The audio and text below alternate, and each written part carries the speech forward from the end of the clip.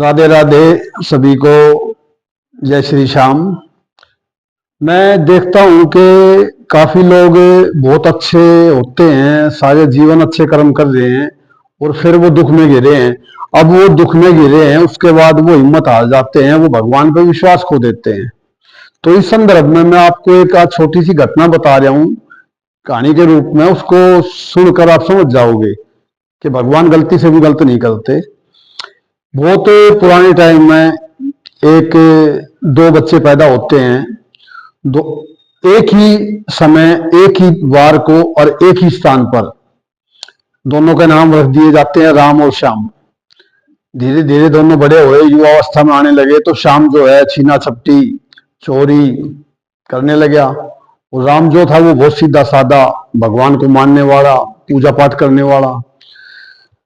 समय बढ़ता रहा, श्याम ने जो है चोरी डकैती के बल पर जो है धन काफी जोड़ने लगा।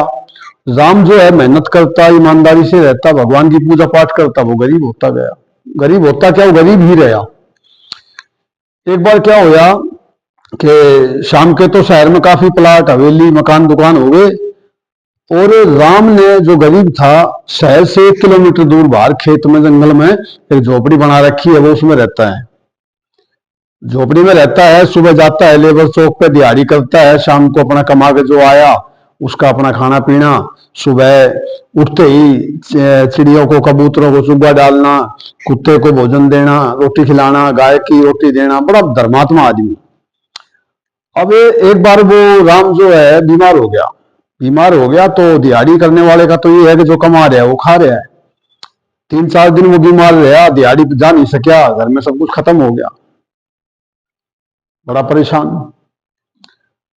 अब सामने देखा कि भाई तो दिखाई नहीं दिया, कई दिन हो गए, तो वो पैदल ही सुबह उठ कर एक मॉर्निंग वॉक करने के लिए भाई की झोपड़ी की तरफ चल दिया। बोला देख का आता हूँ आज धर्मात्मा कितना क्या वो मौज ले रहा है। कि उसने कई बार कहा था, बोला तू ये छोड़ दे, तू धर्म मार्ग को छोड़ दे, तू ऐसे ही गरीब रहेगा अगर धर्म मार्ग पर चलेगा तो।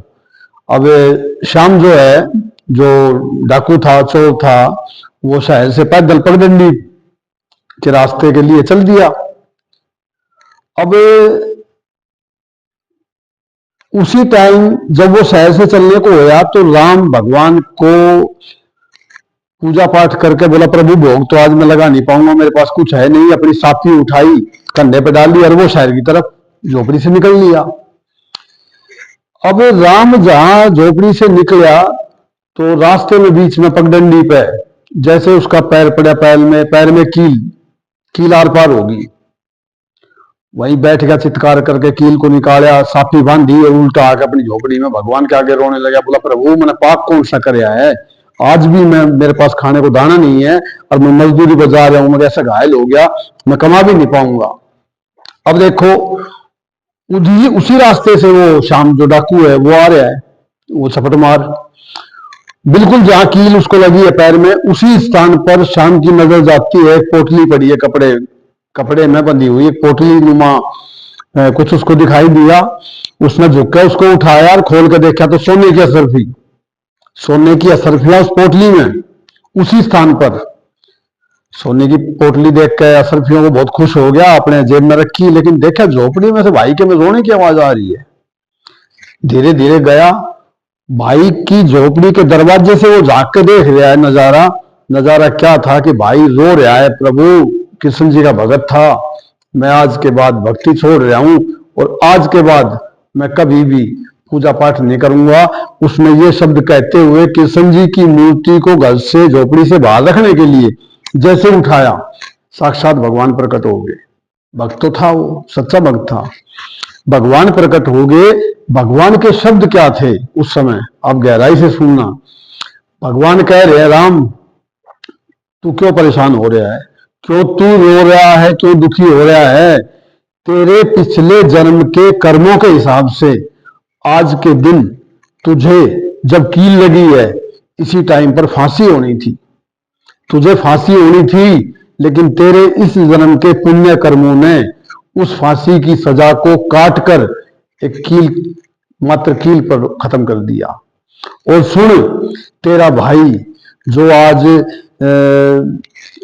चंद सोने की असरफी पाकर खुश हो रहा है, वो अपने पिछले जन्म के कर्मों के हिसाब से किसी देश का राजा बनना था, लेकिन उसके इस जन्म के पाप कर्मों ने उसकी राजगद्दी को हटाकर मात्र चंद सोने की असरफियों पर खत्म कर दिया।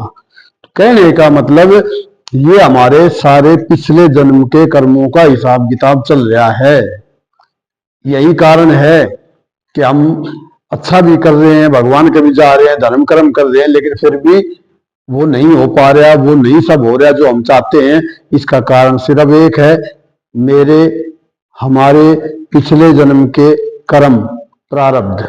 बस पिछले जन्म के कर्मों का ही खेल है कि जब एक बच्चा पैदा होता है तो ढोल नगाड़े बजते हैं, चांदी की थालियों में बजाई जाती हैं, और एक बच्चा पैदा हो रहा है उसी दिन धरती के ऊपर, उसके घर में खाने को चावल नहीं है। तो ये सब प्रारब्ध का लेखा जोखा है। बिल्कुल घबराने की चिंता नहीं है। प्रभु के दरबार में कभी भी गलती से भी गलत नहीं होता। जो होता है वो हमारे कर्मों के हिसाब से होता है। राधे राधे।